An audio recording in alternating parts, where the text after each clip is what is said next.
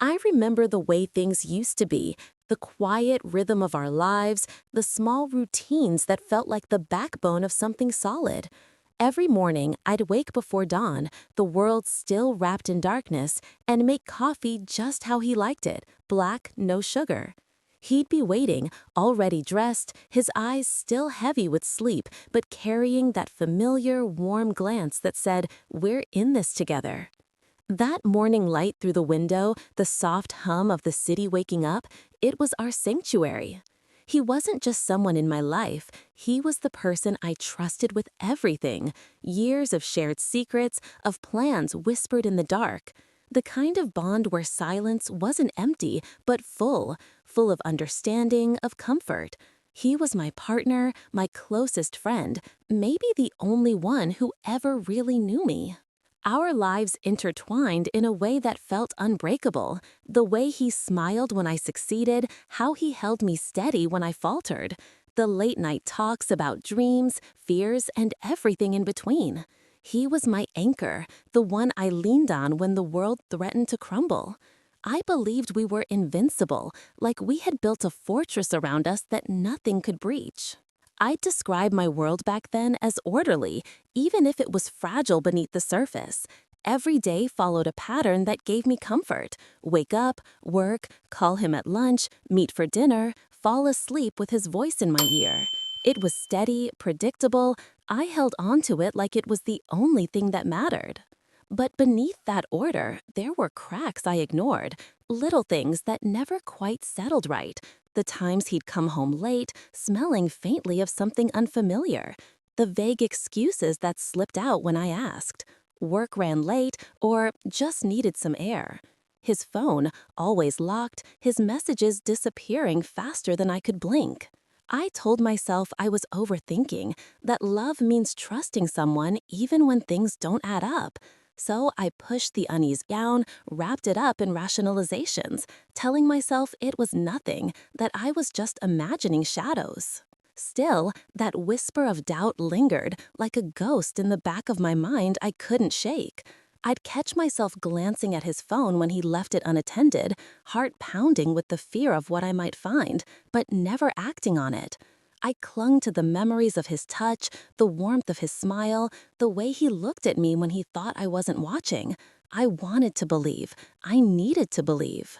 The day it all shattered started like any other. The sun was low, casting long shadows through our apartment. I was cleaning up the kitchen, humming quietly, when his phone buzzed on the counter. He wasn't home yet, and for once, it was unlocked. I told myself I wouldn't look, but my fingers moved before my mind caught up. There it was, a message, brief and cold, from a name I didn't recognize. Not a friendly text or a work-related ping, something different. I hesitated, then opened the message thread. Screenshots, messages with coded words, mentions of places I'd never heard him talk about. And then a photo. Him, in a place he'd never told me about, with someone else, someone who wasn't me. The image burned into my mind, fracturing everything I thought I knew. The world tilted on its axis, the floor beneath me crumbling. I sat down heavily, the phone slipping from my hand. That secret, once hidden in the shadows, now glared at me like a neon sign screaming the truth. I wasn't just a fool. I was a stranger in the life I thought I shared with him. The silence that followed was suffocating. The air felt thicker, colder. I wanted to scream, to confront him right then and there, but the weight of betrayal pinned me down. The fortress we built, it wasn't mine anymore. It belonged to someone else, a stranger I had loved blindly. I remember staring out the window that night, the city lights flickering like distant stars, each one a reminder of how far I'd fallen into a maze of lies. My mind raced, desperate to find answers, to make sense of the secret that had ripped apart the fabric of my life. And in that moment, something inside me changed. Because some betrayals don't just break trust, they ignite a darkness you never knew you had. The moment I uncovered his secret, the ground beneath me gave way. The weight of that truth pressed down so hard I could barely breathe. I remember the exact feeling, like standing in the middle of a storm, rain pelting my skin, thunder booming in my ears, but no one around to shelter me. I was completely exposed, vulnerable in a way I'd never been before. I wanted to believe it wasn't real. I told myself it had to be a mistake, some cruel trick of light or a misinterpreted message. But the evidence was there, undeniable, etched into my mind like a scar. His face in that photo, smiling, casual, while I was left in the dark, the one he'd betrayed. Everything unraveled after that. I started replaying our past in my head, searching for signs I'd missed. Every late night, every vague excuse, every quiet moment when he suddenly grew distant.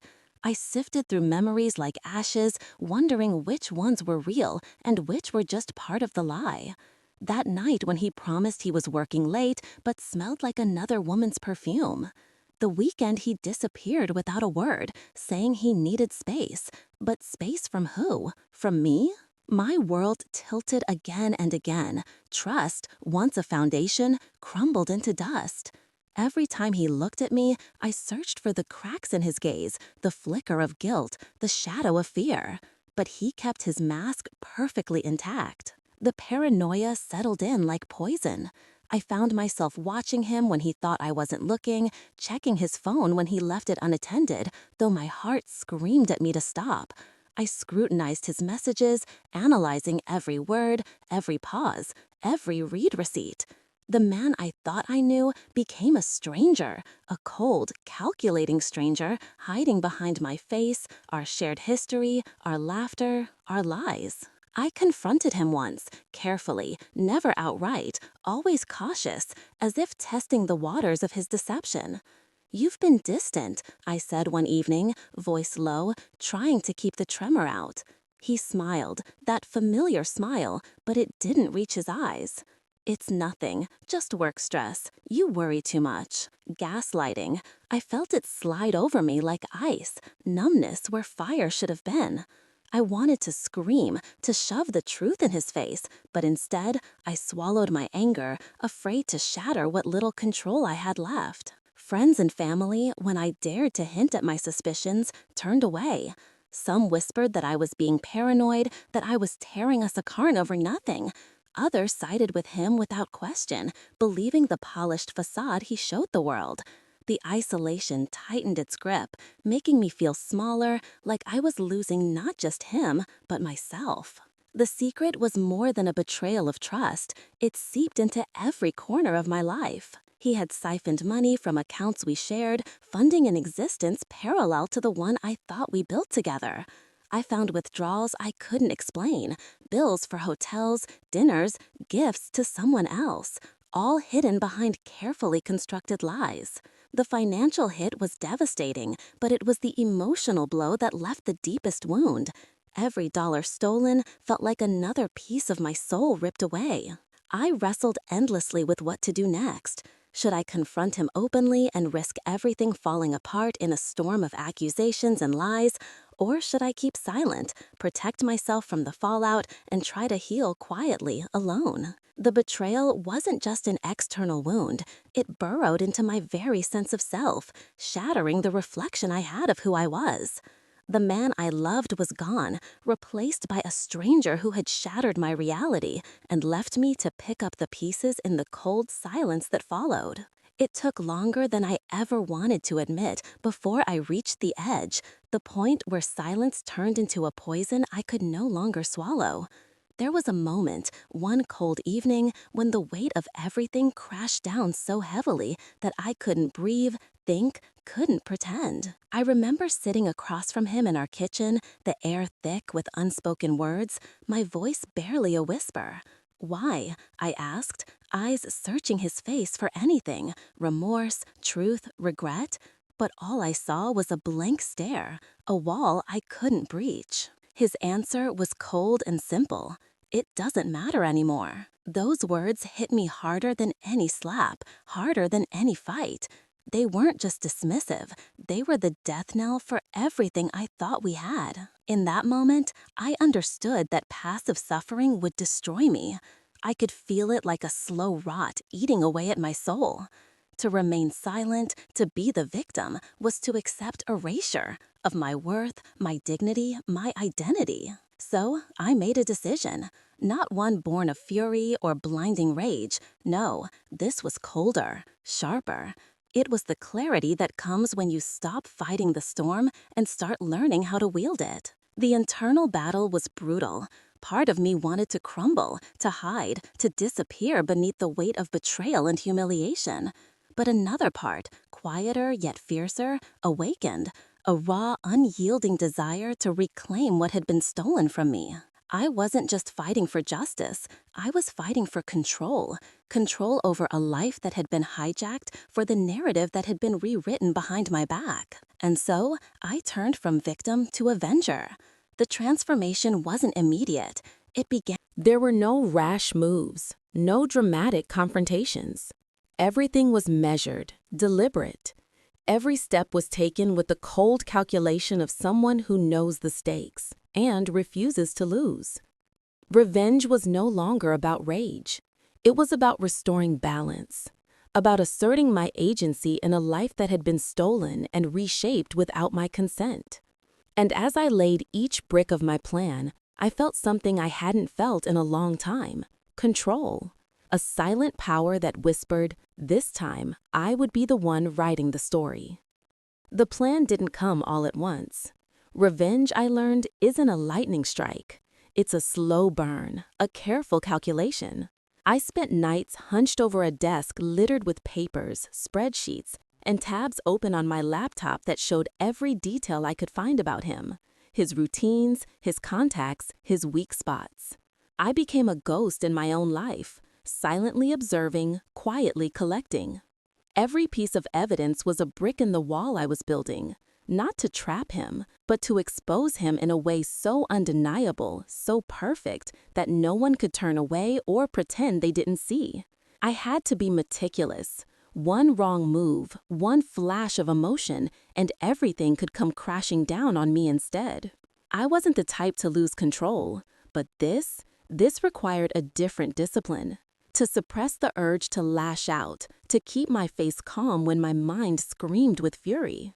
I learned to wear my emotions like a mask, cold and unreadable. It was a performance, a delicate balance between calculated patience and barely contained fire. There were moments, countless ones, when doubt clawed at me. Was this really worth it? The cost I'd pay if it failed? The loneliness, the sleepless nights, the gnawing anxiety in my gut that maybe I was becoming the very thing I despised. I questioned my own morality more times than I'd care to admit. But the deeper I dug, the clearer it became. This wasn't just revenge. It was reclaiming my life from the wreckage he left behind. I reached out quietly, carefully. An old friend I hadn't spoken to in years. Someone with the skills to help me dig deeper into his digital world. Our meetings were discreet, a nod here, a whispered conversation there, always in shadows. I built a network of information, a web of truths that started closing in around him. Surveillance wasn't about paranoia, it was precision. Tracking his movements, his meetings, the times he slipped away without explanation. I learned the rhythm of his deception, the patterns that betrayed the cracks in his armor. Each silent observation was a step closer to the truth, a step closer to control. Throughout it all, I held on to rituals, small, symbolic acts that grounded me. A single cup of black coffee every morning, no distractions. A leather-bound notebook where I documented every detail, every feeling, every plan. These rituals weren't just habits, they were lifelines, reminders that beneath the cold exterior, I was still human, still fighting to hold on to who I was. As the pieces fell into place, I crafted the perfect moment, one where his facade would crumble, not with noise or fury, but with the quiet, devastating weight of undeniable proof. The calm before the storm was almost unbearable, but I welcomed it. I was no longer the broken victim. I was the architect of my own justice, patient and relentless. The storm was coming, and when it did, it would be precise, sharp, and most of all, final. The day came quietly, like a predator stalking its prey in the stillness before dusk. Everything was in place, every thread carefully pulled, every move timed with precision. I remember the weight of the air that morning, heavy but calm, as if the world itself was holding its breath. I walked into the room where it all would unfold, my face an unreadable mask. Around me, whispers of conversations, the hum of lives unknowingly caught in the web I had spun.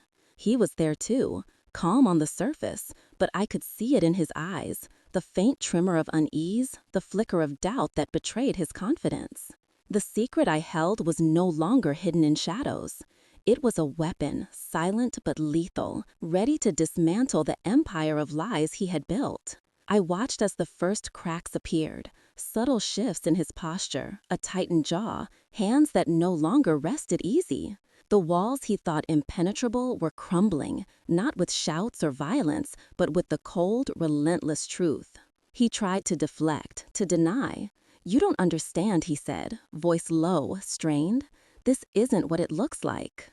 But I held steady, my voice calm, cutting through the fog of his excuses. "I know exactly what it is."